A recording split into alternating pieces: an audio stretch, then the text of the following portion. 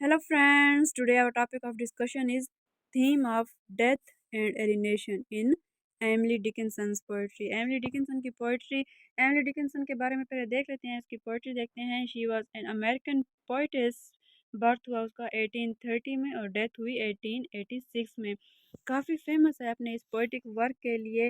उसने almost 1800 poem लिखी हैं एमिली डिकिंसन ने, but fever of them were establish during her life time.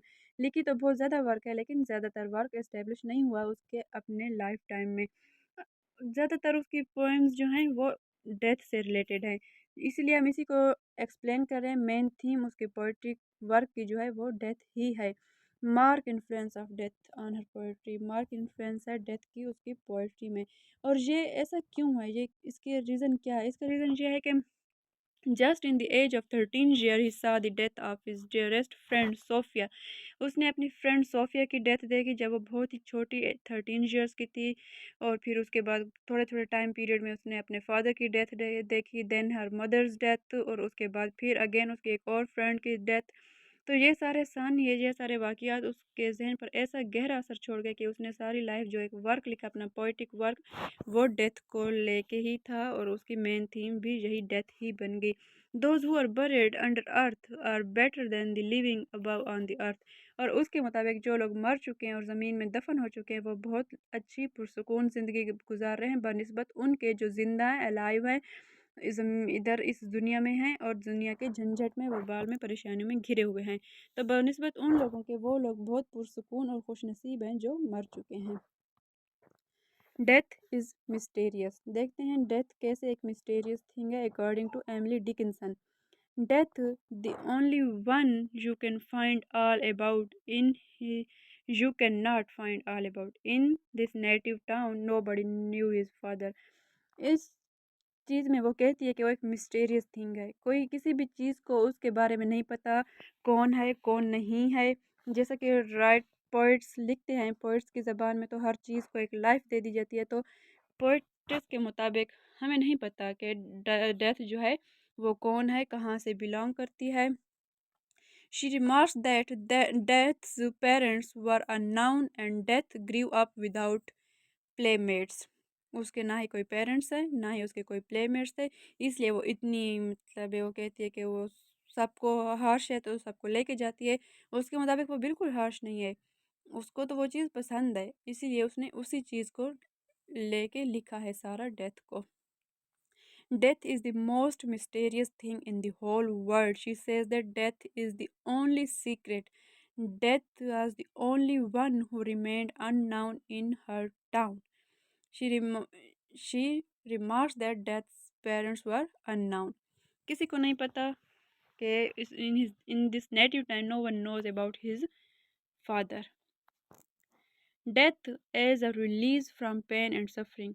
तो डिकिंसन के मुताबिक जो डेथ है वो हमें सफरिंग, पेन, इन सब दुनिया के झंझट, वबाल, तकलीफ़ों से एक छुटकारा दे देती है। जैसा कि उसने पहले ही कहा, जो मर चुके हैं, दफन हो चुके हैं, वो पुरसुकून ज़िंदगी गुजार रहे हैं बनिस्बत उनके जो ज़िंदा हैं और दुनिया के झंझट में फंसे हुए हैं। How good to be safe in tombs where nature's temper can't reach nor vengeance even come. यहाँ पर उसने क्लियरली कहा है कि जो लोग मर चुके हैं वो बहुत अच्छे हुए हैं, एक सेफ एंड साउंड जगह पे जा चुके हैं, टॉम्स में, अपने टॉम्स में रेस्ट कर रहे हैं और उन्हें दुनिया की कोई परेशानी नहीं है। ये तो इंसान है, एक बॉडी है जो कि मर चुकी है, रूह तो ज़िंदा है, वो तो अलाइव है, मज़े कर रही है, पुरसुकून जगह पर चली गई है, इन दुनिया के वबालों से हट के, इन परेशानियों से हट के, इन सब तकलीफ़ों को छोड़ छाड़ के अपनी एक आज़ाद इंडिपेंडेंट पुरसुकून लाइफ स्पेंड करने को जा चुकी है। The poem shows that the poet has strong belief that tomb is safest place that a man can enjoy a sound sleep in it after death.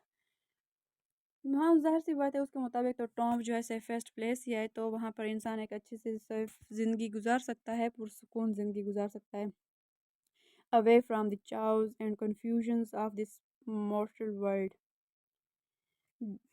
Late leave us on the death bed in. वो कहता है कि अब death bed पे सुकून से पुरसुकून ज़िंदगी गुजारने दो, अच्छे से यहाँ पे रहने दो, और एक यही तो जगह है जहाँ इंसान अच्छे से रह सकता है। जैसे कि उसने अपनी कुछ पोइम्स में कहा है, I willed my keepsake signed away what portion of me be assignable and then it was there interposed a fly। कि इंसान ज़िंदगी के वबाल तो ऐसे कि इंसान को आखिर तक नहीं छोड़ते। एक इंसान जो पुरसुकून हालत में अपने डेथ बेड पे सोया हुआ हो, इस खुशी के साथ कि वो मर रहा है और आगे से टॉम में जाके उसने रेस्ट करनी है दुनिया के झंझटों से दूर होके, लेकिन उसी टाइम फ्यूनरल के टाइम एक फ्लाई अगर जो बॉडी है उसके ऊपर आके उस डेड बॉडी के फेस पे बैठती है, तो वो उस चीज़ को भी दुनिया का झंझट तकलीफ ही कहता है कि डेथ बेड पर भी दुनिया की तकलीफ उन्हें नहीं छोड़ा हुआ। अच्छा इंसान आगे से मार के जाके टॉम्स में रेस्ट करे। नेक्स्ट है डेथ एज अ डेमोक्रेट।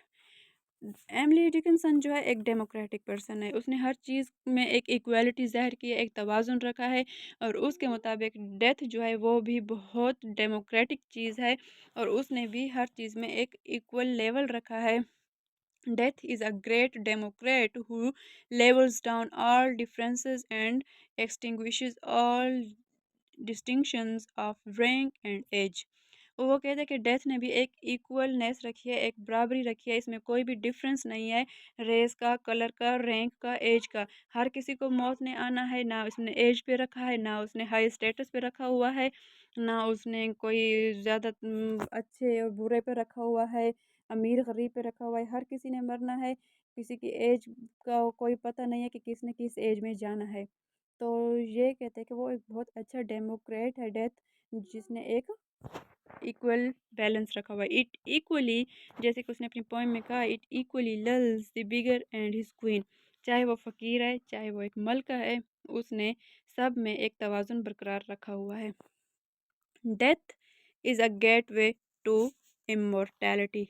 उसके मुताबिक डेथ जो है इंडिपेंडेंस का एक ज़रिया है, एक इंडिपेंडेंट लाइफ का, और ये एक गेट वे है टू इमोर्टैलिटी। वो कहता है आफ्टर डेथ इंसान को एक पुरस्कून लाइफ मिल जाती है। ये एक समझ लें कि एक गेट वे है, इससे गुज़रते ही इंसान की एक इंडिपेंडेंट लाइफ स्टार्ट हो जाती है। इसी के व्यूज़ से मुताबिकत रखते हुए अपनी पोएम एडोमनेस में शेले ने भी लिखा है, it is death that dies. Shelley ने लिखा है कि ये तो मौत है जो कि मरती है, रूह तो नहीं मरती। Soul is alive, she soul is still enjoying its life। वो अपनी अलग ही दुनिया में जाके एक इंडिपेंडेंट लाइफ स्पेंड कर रही है। उसको इस मौत से कोई फ़र्क नहीं पड़ा, उस सोल को, उसकी रूह को। तो रूह तो ज़िंदा है, वो अलग दुनिया में जाके पुरसुकून और आज़ाद ज़िंदगी गुजार रही है। ये तो डेथ है जो कि मरी है। It is death that dies, written by P Shelley in his poem Adonais. फिर डिकिंसन की ये कोट देख लेते हैं, a long long sleep, a famous sleep that makes no shadow of dawn by stretch of limbs or street of lead and independent one। वो death को एक long, एक फेमस पीसफुल स्लीप कह रही है कि डेथ एक अच्छी खासी पुरसुकून नींद का ज़रिया है। इस नींद के ज़रिए से हमें एक इंडिपेंडेंट लाइफ का एक गेटवे मिल जाता है कि मौत के बाद इंसान तो बॉडी मर गई, लेकिन उसकी रूह एक अलग ही दुनिया में पुरसुकून ज़िंदगी गुजारने के लिए अपने सफ़र को रवां दवां हो चुकी। Next one is death should be welcomed. वो कहते हैं कि डेथ को हमें अच्छे से वेलकम करना चाहिए, घबराना बिल्कुल नहीं चाहिए। ये एक लाइफ की रियलिटी है, हम सब ने इसको गुज़रना इस चीज़ से, तो हमें खुशी खुशी इस चीज़ को एक्सेप्ट करना चाहिए, इस चीज़ पर मातम नहीं करना चाहिए। उसकी ही एक पॉइंट में से ये लाइन ली गई है, so proud she was to die, it made us all ashamed, so satisfied to go। जिसने उसने एक फिगर को यहाँ पे प्रेजेंट किया है कि मुझे उस पर नाज है कि किस तरह उसने अपनी डेथ टाइम को, अपनी डेथ को एक्सेप्ट किया हुआ है कि जहाँ वो चली जाएगी वहाँ उसके पास और कोई नहीं होगा, अकेले उसने रहना है, इस दुनिया के लोग उससे छूट जाएंगे। But still she is satisfied. تو یہ چیز ہمیں اشیم فیل کرا رہی ہے اور اس کے لیے ہمیں پراؤڈ فیل کرا رہی ہے اور اپنے آپ پر اشیم فیل کرا رہی ہے کیسے وہ اپنی اس چیز پر اپنی ڈیتھ پر سیٹسفائڈ ہے. ایملی ڈکنسن کی پوئٹری کی خاص بات یہ بھی ہے کہ ایملی ڈکنسن کی پوئمز کے کوئی ٹائٹلز نہیں ہیں. اس نے وداؤٹ ٹائٹل لکھا ہے. کوئی ٹائٹل اس میں پوئمز میں نہیں دیے ہوئے. تو ہم اس کی پوئمز کی فیمس لائنز جو فرسٹ لائن کو ہی اس کی پوئم کا ٹائٹل کہہ لیتے ہیں. ادروائز اس کی کسی بھی پوئم کا کوئی ٹائٹل نہیں ہے. 1800 پوئمز لکھے ہیں. کچھ اس کی لائف ٹائم میں پبلش ہوئے ہیں, کچھ لائف ٹائم کے بعد. بٹ اوور آل پوئمز جو ہیں ڈیتھ کے گرد ہی گھومتی ہیں اور ڈیتھ مین تھیم ہے.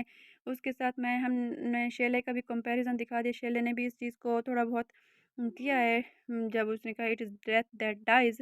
اور یہاں پر کافی سارا ہم یہ دکھا لیتے ہیں کہ ایک چیز ملتی جلتی ہے ایملی ڈکنسن اور رابندر ناتھ ٹیگور کی. ٹیگور نے اپنے ورڈز لکھے ہیں, اس نے اپنے ورڈز لکھے ہیں, دونوں کے اپنے اپنے ویوز ہیں.